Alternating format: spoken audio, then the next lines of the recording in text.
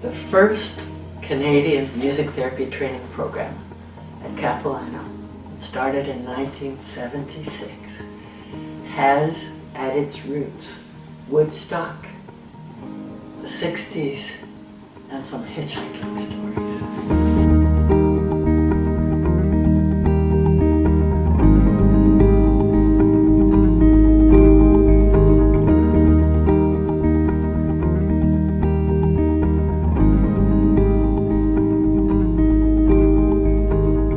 I first heard about music therapy when I picked up a hitchhiker, and he put those two words together, of music and therapy, and I swear I heard a click in my head of, that's it.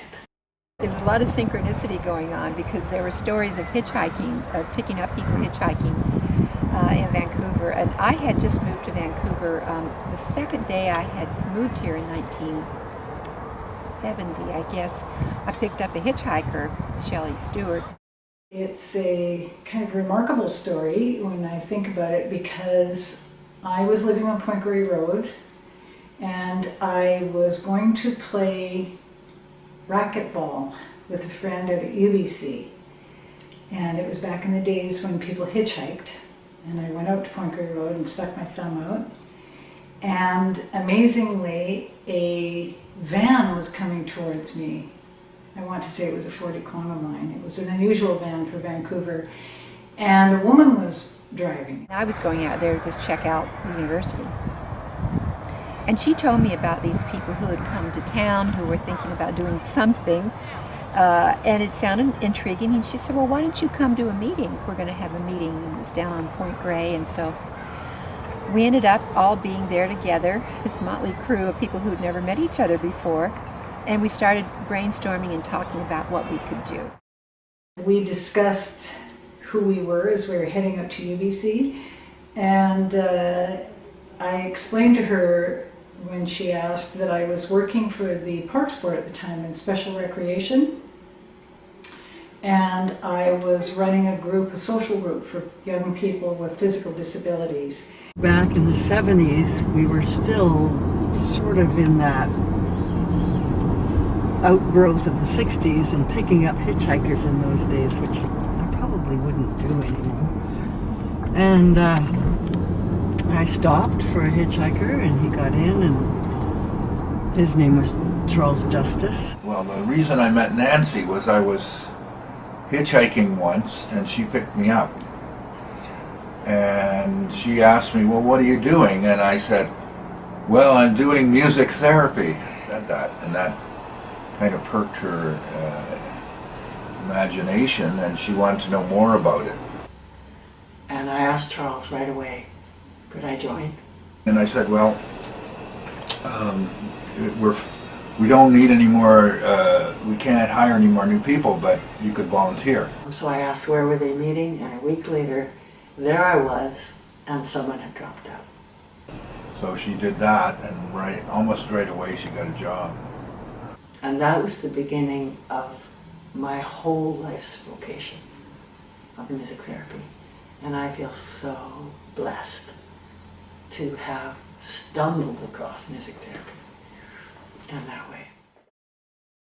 So as it turns out, the man who was starting this initiative was the apprentice for Christopher Tree, who was a very interesting kind of musician, spontaneous musician who had started the Woodstock Festival. Every morning he played a gong and began the Woodstock Festival.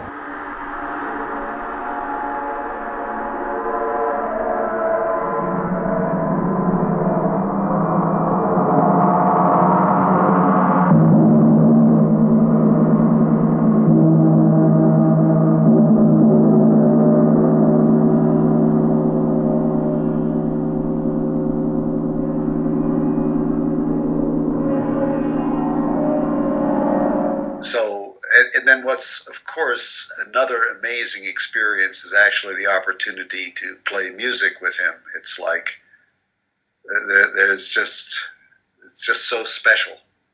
You find that tap into creative resources you never knew you had, and that's, I think, one of the main points of the way he approaches music is to find these wonderful creative resources that we have inside us and loosen up that energy. And you find you have it, you find you have a song. And then I had a really interesting man working with me who had come to volunteer with the group, and his name was Michael Flez, and he was a musician. I am a great believer in the power of the gong. And the gongs, in and of themselves, they have an open-endedness. And yes, you have to kind of follow their tones and see where they're leading you,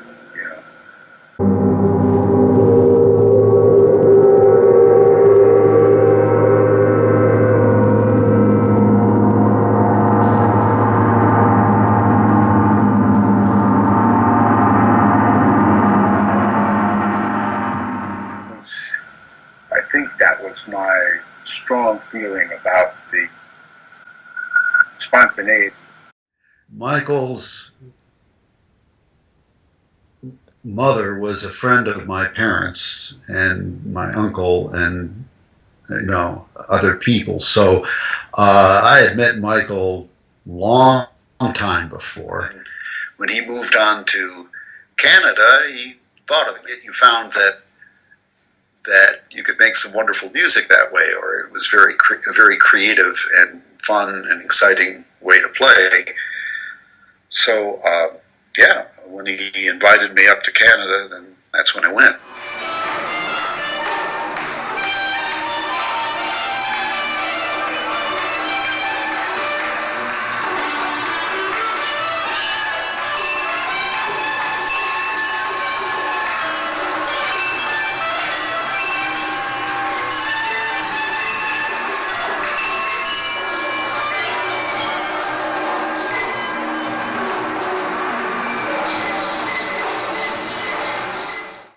We put together a whole collection of sound makers, really. We had some instruments. We had drums, we had flutes, we had, flutes from different countries as well as silver flutes.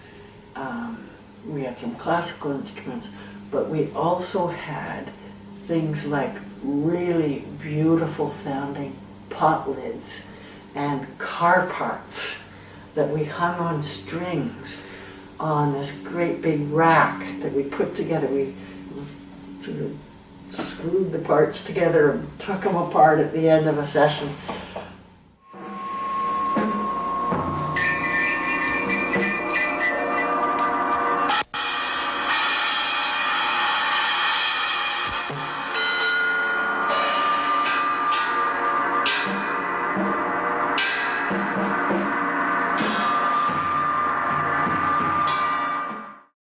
And they just set up a bunch of instruments and proceeded to improv and do some pretty fantastic work that was considered pretty strange by the staff, because I ran into a lot of the staff as a student some years later, and they did find it extremely odd to have a bunch of people sitting around a Persian carpet with gongs and so forth playing music in the front yard.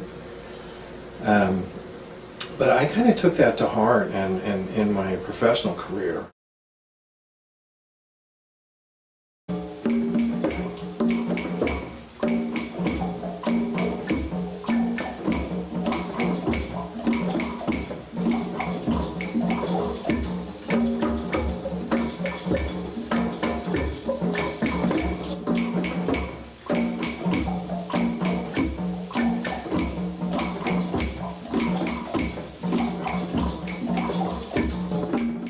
We had a group of 8. We would divide into 2 teams, and we'd load up all the instruments in these 2 different vans and went off to different places, set it all up again, invited the children and youth to come in and sit down, and there was a sense of ritual about the work. We made sure there was a sense of ritual. But what was always so magical to me was the tradition that Michael and John and Clark and Carolyn and Nancy and Charles and developed or kept repeating every time was the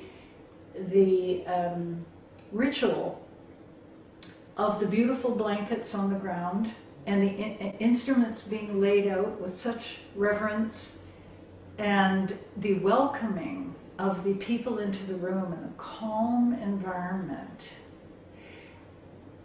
And if people acted up a little bit here and there, as of course sometimes they would, it was very natural to keep the environment very peaceful, and so they kind of naturally settled down. And when they would approach the instruments, Michael, who was the leader in many ways, had such a deep respect for what was happening. It impacted everybody. Yeah, I think that time was special because it may have been the only time that could have happened where everybody was open to new things, and there was a real need, especially in that special education, to break out of the box, and that did it. It was so obvious to everybody that it did it. I mean, there was, all the impediments, all the barriers just broke open because people could see it was working. And in fact, one of the boys in our special group, I felt he was a much better musician than I was. His instinct was just always so right on, and many times he would start off playing something and we all join in with him, So I felt that made it how could you say, an experience that nobody had ever had before, that we were creating something that was just special for us and that was really new, So that was my feeling about the spontaneous music. We would go into a different world, it allowed us so much freedom to play like that. Something so special about that idea. And not only, socially, I think, but musically. The idea of, okay, everybody just listen as carefully as you can and find how you respond from your heart. And out of that, form is going to come. Out of that, communication. We don't have to say we're playing in the key of G, we're playing in F, you need to play these chords at this time. You don't have to do any of that. You just have to listen with your heart. And your instruments might not be in tune, but you'll find a way to make it work, to make it coherent, to make maybe some kind of scale that you've never heard before happen. It was total spontaneous free flow. Some of the high points of that for me was working at Woodlands, which was a residential care for people with mostly cognitive developmental challenges. And there was one particular unit where we took people off the unit and they were dual diagnosis. So there was a developmental issue as well as a psychiatric issue. And I remember us sitting with 8 clients, 4 staff, all improvising on this rack of medals and with flutes and drums. And at one point, one of us signaled to the other staff and said, "Stop playing." And the reason was because all of those 8 people were in sync with each other and they didn't need us.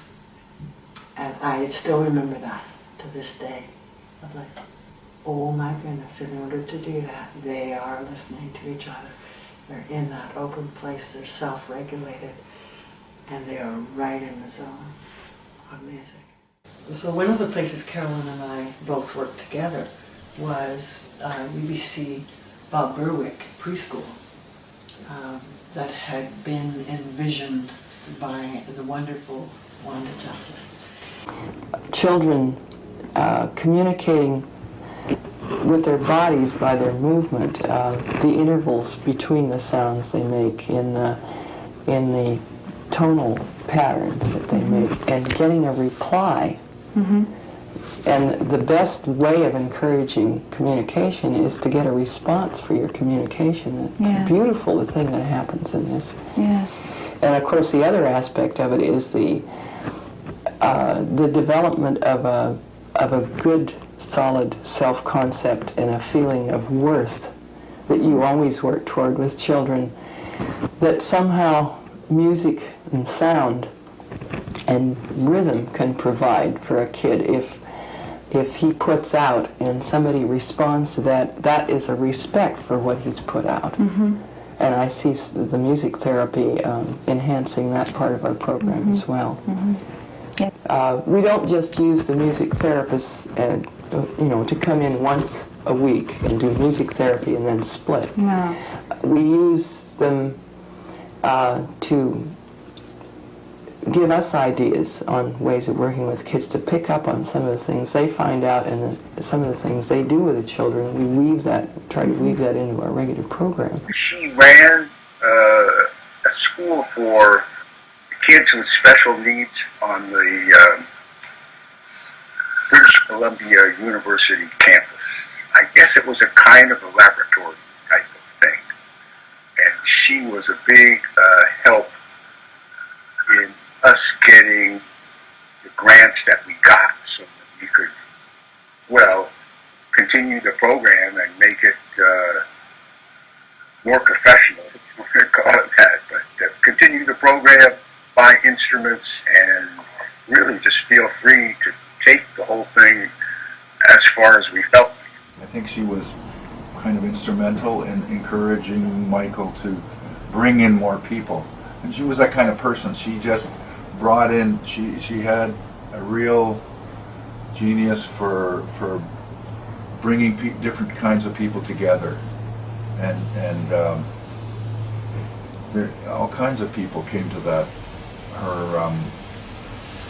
preschool. And I met a lot of different people there. She just seemed to attract real talent. The research part of the Federal Health and Welfare Demonstration Project was to make a film. The emphasis is on expression of the self for the children, or for whoever you're working with. Do you work differently with other groups of people, like with adults? There are many different ways to use music therapy, and what we see on the film here is improvisational techniques with instruments, which can be used with adults as well. When one sees the tape, it doesn't sound, the music doesn't sound pretty. It doesn't sound like music as we know of it as being music. That's right. I see two really important reasons for that. One is that if you're using your music to express what's inside you, what you'll find there is not all pretty, not even all organized and refined. If the music is to be a kind of primitive expression of yourself, there are not only pleasant sides of yourself that are going to come out. There's a lot of energy and a lot of tension that can come out, and needs to come out through a whole body expression and through loud sounds or through dissonant sounds as well. One of the basic skills that a music therapist has to develop is listening to music in a different way than you're used to, because you have this idea of pretty music or whatever, and of course we've had a lot of training that develops a certain type of ear for listening. The music that we hear on the tape might not appear to be beautiful or pretty, but in very certain situations I can be there with that child and hear the music, and that music can be more moving to me and more beautiful than any music I've heard by famous composers, simply because I've developed a relationship with a child, and I hear what his music is saying, what it's telling me, even though he might not have speech. You know, he can communicate with me in very deep ways through his music, and that you have to develop that kind of ear. So it's a lot broader interpretation of music appreciation than our usual idea of what music is. When I was still in England, Carolyn had come back to Canada, and I got a phone call from Carolyn in London saying, let's get back and work together. Nancy and I ended up back in Vancouver, and so we got together and we thought we should keep this work going. You know, we should really keep the spirit and the work going of what we started in the spontaneous music workshops. So we applied for another grant, Health and Welfare Canada, and it was going to be an evaluation study of music therapy, like is music therapy effective? This was also back in the 70s, early 70s. And let's approach one of the people that knew us from the government in the Children's Spontaneous Music Workshop times and see whether we can put together another project. And we got a really, really strong response from that woman, Shirley Chan. Working as a regional consultant for the Welfare Grants Program and out of Ottawa. And it was a small program where the projects that we supported were projects that would demonstrate something innovative in the health or welfare field. And so as a regional consultant, I solicited grants, and I would travel out to my region, which was BC, Alberta, Saskatchewan, Yukon, and the Northwest Territories, to meet with different groups and organizations who might have contacted me about an idea they might have. When it came to Canada, I think we were, the political system, the cultural, everything was just ready for that. It was just the right time. Everybody was open to trying new things. The music therapy program that was proposed by Nancy McMaster and Carolyn Kenny came across my desk and had an idea that was it made a lot of sense to me, using music for therapeutic purposes. And so there was a significant health benefit as well as a social benefit for community. So I came and met with the two proponents of the project, and I found them to be very dedicated, committed. They believed in the power of music. And so you have to be really having a lot of respect for the way you describe your work, so that you're being true to the way you're doing it. When I saw Joy standing outside the group, I chose an instrument to complement hers and went over to join her. I took her short musical phrases and made a game of them.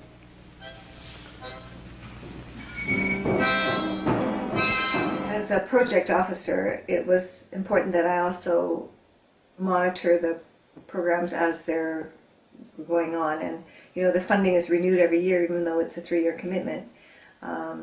And that meant that I had the opportunity to sit in on a music therapy session. It was really remarkable, and it brought tears to my eyes. It just made me feel warm and excited to see the benefit of the program. Carolyn, through her UBC connection, went to talk to Mary Tickner to see whether we could start a music therapy training program in the music department at UBC. And Mary was very interested. There was definitely interest, and that, you know, there was dialogue going on, not a decision yet, and sort of in the same time period, Mary's husband, French tenor, who happened to be, he was an instructor in the music program at UBC, but he was also on the board of the Vancouver Neurological Center where I was working. And he was in the middle of a phone call to, the director of the center. And French said, "What is that I'm hearing in the background?" And it happened that he was phoning while I was doing a session downstairs. And so he and Mary started talking about, there's these two music therapists in town. And French and Mary both had a student, a mature student, Karl Kobolansky, who was a composer. He was in the UBC program through composition. But he was also teaching music at Capilano College. And Karl had heard about music therapy. And he just caught fire. And he went back to CAP, he talked to the music faculty at CAP, he talked to the dean, Harold Kirshner, and we got a call saying, come talk to us about setting up a music therapy program. We hadn't even approached Capilano. So it was one of those examples of maybe an idea whose time had come. So Karl Kobolansky, who has now died, we all owe him a lot because he just paved the way and he was so enthusiastic.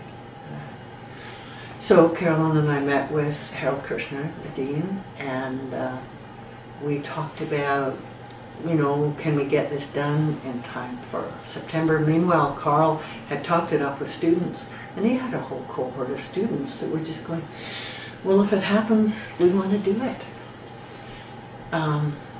So Harold was on board, the music faculty was on board, students were on board, so Carolyn and I just brainstormed, and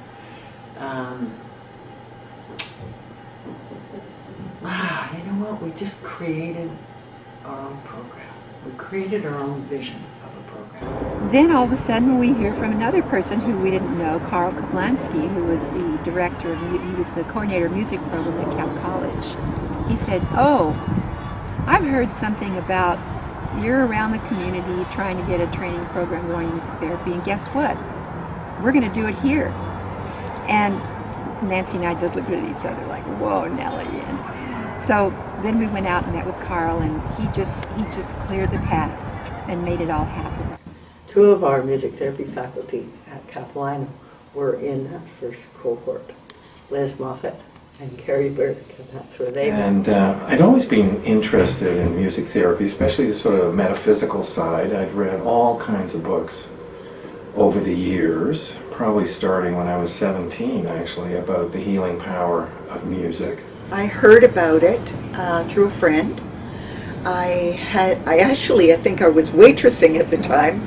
I had been teaching music. I'd been working in England for a time, working with special needs populations, doing music. I'd been working in preschools. Always music was a part of the picture for me. Probably doing a lot of improv and things that looked very similar to what we wound up doing in the music therapy program. And I was living in Vancouver and kind of between whether to go back to school or just, I didn't know what I wanted to do, and I was working as a waitress at the time to earn some money. And a friend told me about this new program opening up on the North Shore at some Capilano College, and that it was combining music and therapy. And I thought, that is perfect. That is just exactly what I'm interested in, just what I feel like I've been doing in some regards in my fashion for several years. And I didn't even meet anyone before registering. So when I came to music therapy at Cap College, after a year of music at VCC, and I think I arrived about a week before the class began. I just registered and eventually was called prior to September beginning and I had to come up to CAP and do an audition. And no music therapist was there. It was Karl Koblansky, who was the head of the music program, and a couple of other music faculty who sat in on my piano playing. And then eventually I got to meet with Carolyn and Linda Falls, who was also a faculty member at the time in the music program. And that was my first contact with a music therapist. And so I guess this was kind of the final okay, going through these interviews to see if I'd be accepted into the program. So that was the fall of 1976, and I'll never forget it, coming into this room and meeting with, we were close to 20. It was a huge class. I was in the seat with my 20 classmates and Carolyn and Nancy, and we went off on an adventure that lasted a couple of years, a little bit more for me, and it was quite a ride back. Of course, as you know, I met Carrie in the program. We're still together after all these years. As some people know, I also met my wife in the back row. And one day I went over to pick up some instruments at her house, and well, we just met. And I think I moved into her place in the second year, start of the second year. And we've been together for a long time, 42 years. Roughly speaking. So I got more out of the program than some other people did.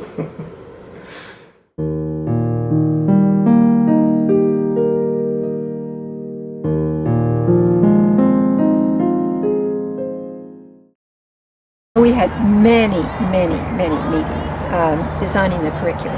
And really basically the curriculum was designed around the core, the base being the Children's Spontaneous Music Workshops and the work we did with Health and Welfare Canada that continued.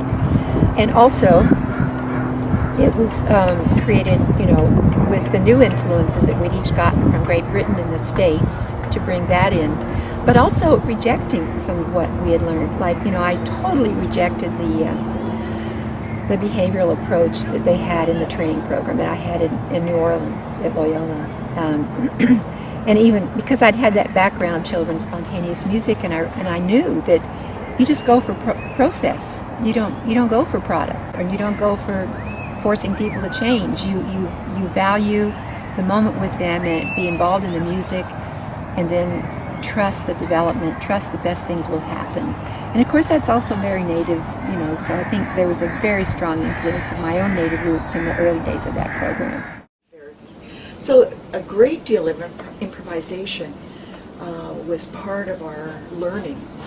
And along with that was the internal work, the internal focus that certainly attracted me to the method, given the variety of backgrounds that I'd had up until then.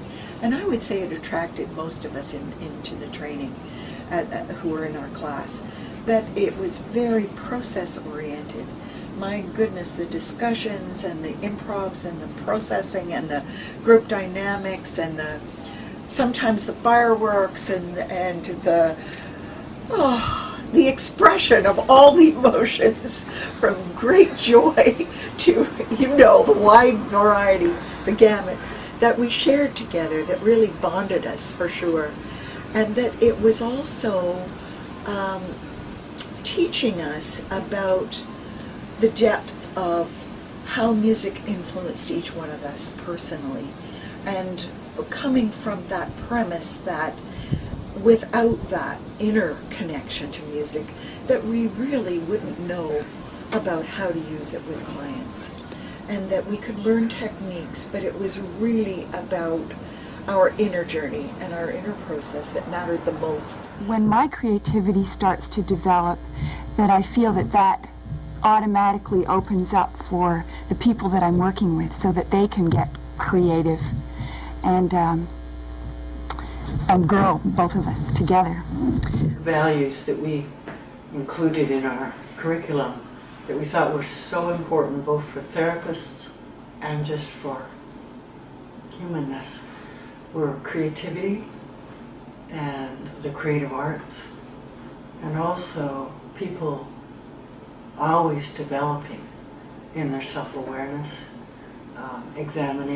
catching and examining their assumptions and their beliefs. Nancy and I really wanted to keep the spirit and the concrete reality of the spontaneous music making there. You know, there are other improvisational techniques in music therapy, but for us, I mean, it was this tradition we had of coming out of the 60s of spontaneous music making. Those were the first early days. In fact, we went from term to term. We did not know if the next term was going to be approved by the ministry. So it was truly on faith that most of us were there at the beginning. We didn't know how long the program was going to actually keep going, although we knew that it was a 2-year program. It was designed to be a 2-year program. So, I think we were a whole bunch of mavericks in a way. So that's how Cap College actually started. It was these sort of synchronicity, having a listening ear, everything from Walker Stogan telling me, go to New Orleans, do your training, to the hitchhiking, to the folks who came for the training, they did the work, the groundwork of saying we want this for our patients and students and clients, to Carl Kablansky, hearing a little rumor and picking up the phone and finding out where to call us. And so, of course, it's grown from that now 40 years later, and there were other people who came later who, when there were funding cuts, they helped to really keep the program going, and then, Liz Moffat helped to turn it into a degree program there. But those were the meager beginnings, very exciting beginnings. And it's interesting to me because Nancy and Carolyn and I are still very good friends. We're kind of like sisters. And that experience, those two experiences of hitchhiking and music, with the theme between us all, really changed all of our lives, and has had a really remarkable spin-off that's affected the lives of many, many people. Of course, Nancy and I just had so much fun. I mean, we just had a ball, creating the program and teaching in it. I remember I wrote a letter to the federal government saying that youth project that you funded led to my vocation and my career, and led to the establishment of the first Canadian music therapy training program. It's wonderful. It's a wonderful story.